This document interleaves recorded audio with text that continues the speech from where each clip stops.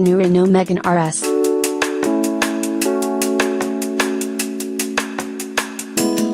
Has such weight of expectation on its shoulders it could probably use the stuff for downforce.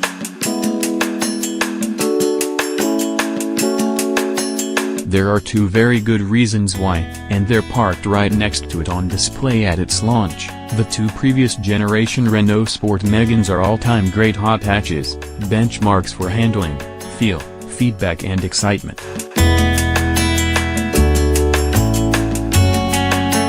Can the new Megane 4 RS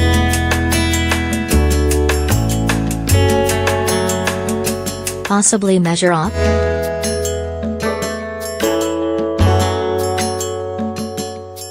Well, even before we can get onto that, we must say one thing: this is the third hot Megane to be developed by Renault Sport, the company's motorsport and high-performance road car division, but it's based on the fourth generation Megane, hence the potentially confusing numbering.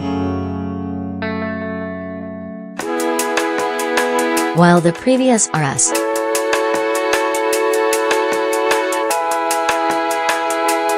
Megane was a two-door coupe, the new one is strictly five-door, like the rest of the current hatches range. As before, two suspension setups are available, Sport and Cup.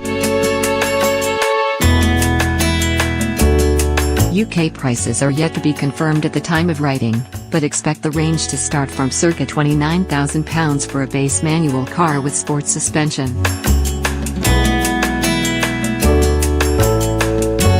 Cup versions of the previous car carried a premium of around £1,300. That may increase this time, estimate £1,500 or so.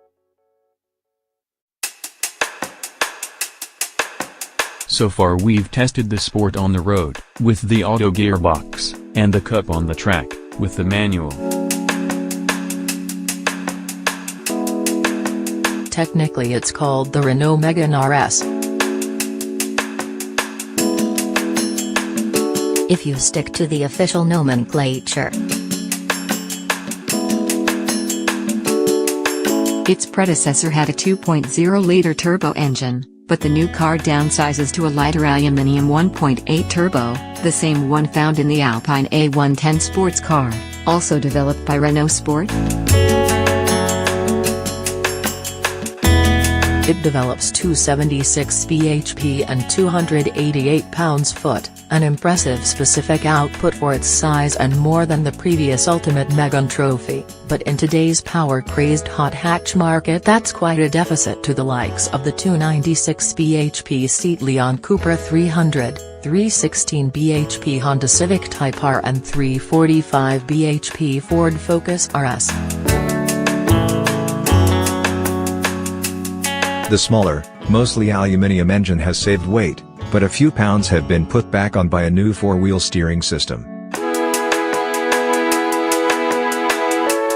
While Ford's Focus RS and VW's Golf R have turned all-wheel drive to manage their increasing power outputs, Renault Sport has stuck with front-wheel drive. Its engineers said they briefly considered looking at using all-wheel drive technology from within the Renault-Nissan alliance but quickly decided it wasn't ready for sports cars yet. Instead, it claims the rear steerability has enabled a similar magnitude step forward in agility.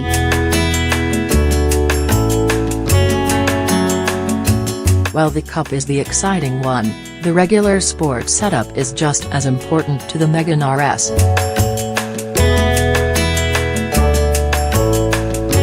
Range, as it opens it up to a broader range of customers, those looking for an undemanding performance car to live with all year round.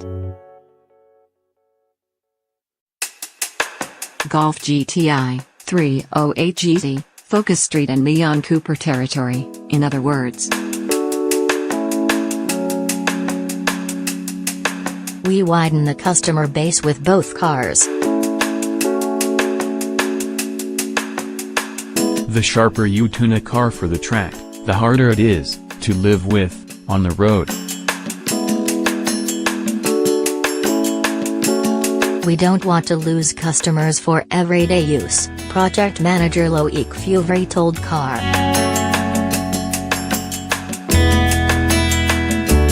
We've worked to satisfy the maximum number of customers in very different markets. It's a new approach and versatility for us, agrees marketing manager Grégoire Genet.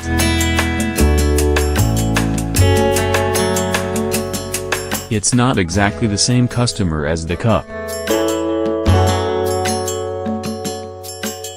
The Cup, meanwhile, is more focused on driver engagement on road and track.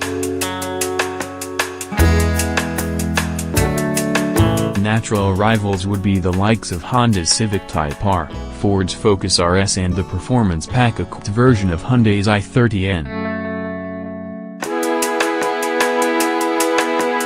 The Cup chassis, by which Renault is referring to the suspension, rather than the car's structure, is around 10% stiffer overall compared with the Sport, and has its own specific tuning for the springs, dampers, anti-roll bars and hydraulic compression stops.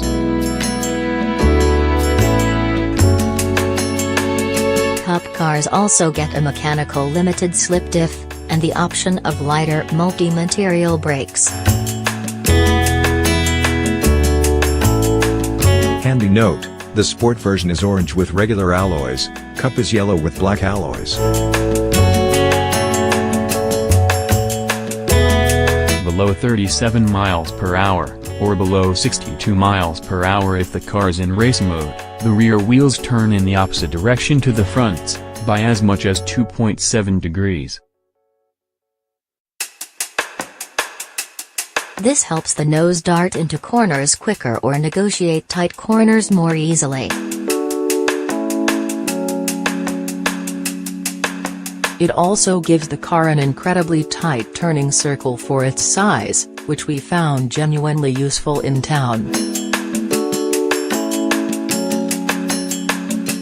At higher speed, they ever so slightly angle themselves in parallel with the front wheels, effectively lengthening the wheelbase for stability. Four-wheel steering is established in high-end cars such as Porsche 911s, AMG GTs and certain Ferraris, but unheard of in hot hatches. The only other C-segment car to currently feature it is the Megane GT, the warm version of the regular car. Not all testers have been keen on it, some finding the rear steer a touch binary in its section, but it's been entirely recalibrated for the new Megane R.S. And its creators talk of it as a game changer, crucial to the car's abilities. The current Clio R.S.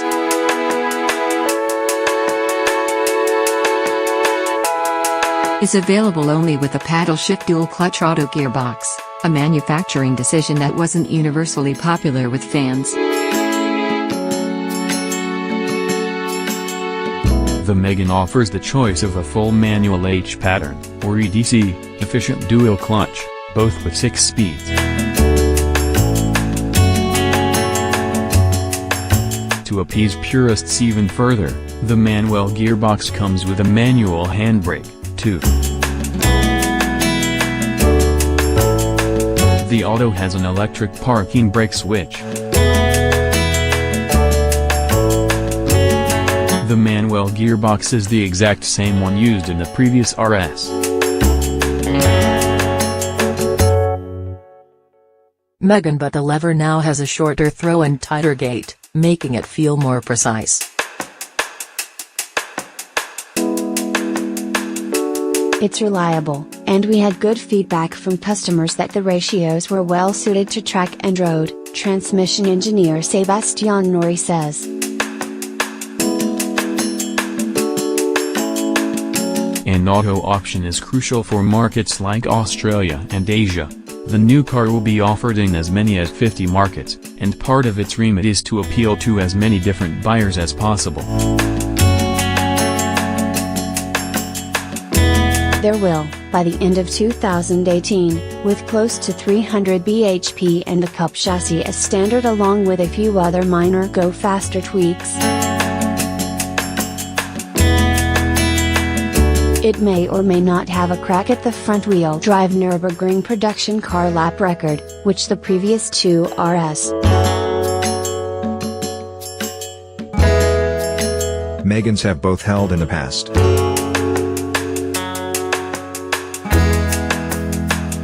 Renault Sport is adamant the car's first priority is to be fun to drive, not to shave tenths at any cost, however. Power and torque are identical for Sport and Cup. Top speed is 155 miles per hour for the manual, 158 miles per hour with the EDC box. Once upon a time, 150 miles per hour plus was the reserve of serious performance cars only, but so spoiled have we been in recent years we've sort of come to expect it from mid-sized hot hatches now.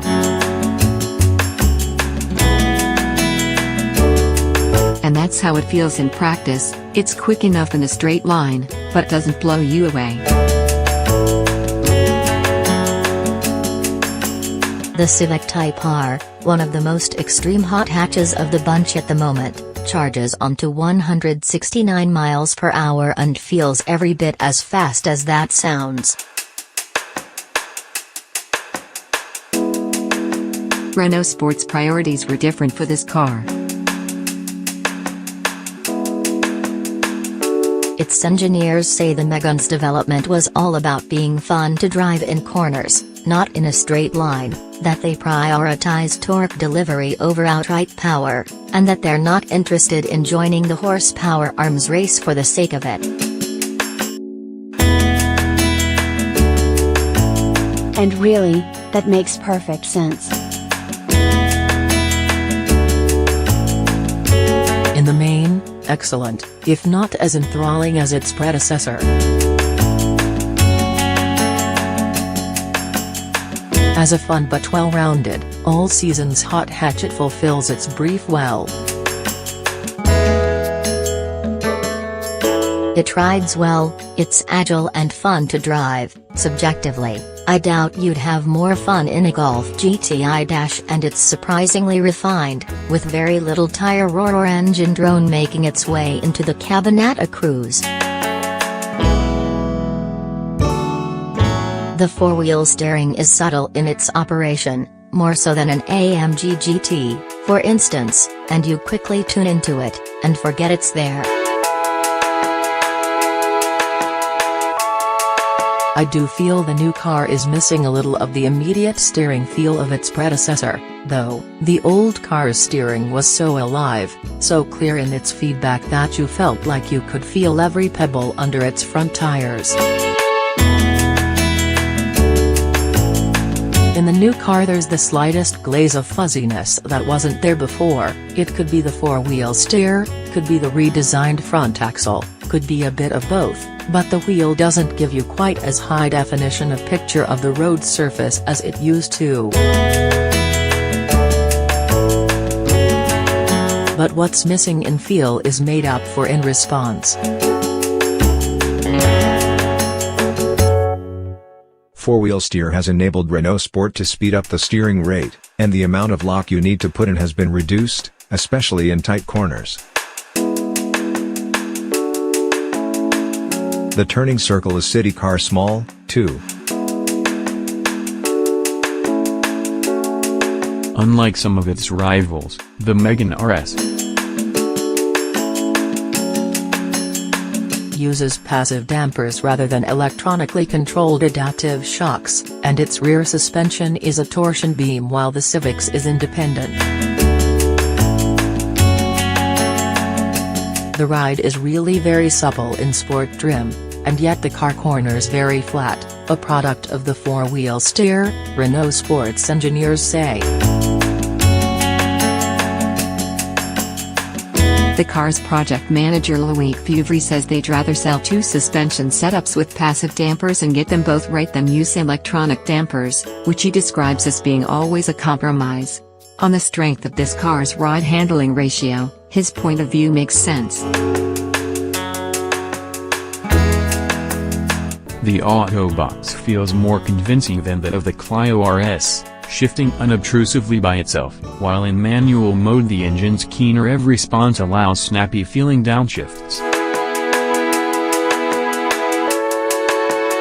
You don't need to pull the paddles as far as you do in the Clio, and there's a more definite click as a gear engages. There could still be even more haptic feedback in that regard, though.